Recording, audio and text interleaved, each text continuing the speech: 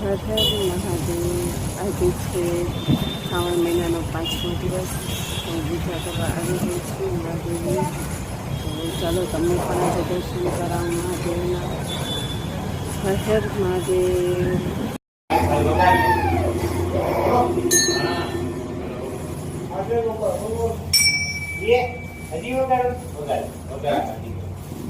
આજે બનાવ્યું છે સેવ ટમેટાનું શાક, સાથે છે મસાલા પૂરી. આજે ઈચ્છા થઈ ગઈ સેવ ટમેટાનું શાક ને મસાલા પૂરી ખાવાની. સાથે તાજે તાજું ગુંદાનું અથાણું, ગુંદા કેરીનું, અને છાશ ને ફાફડી ગાંઠિયા. ચાલો બધા જમવા.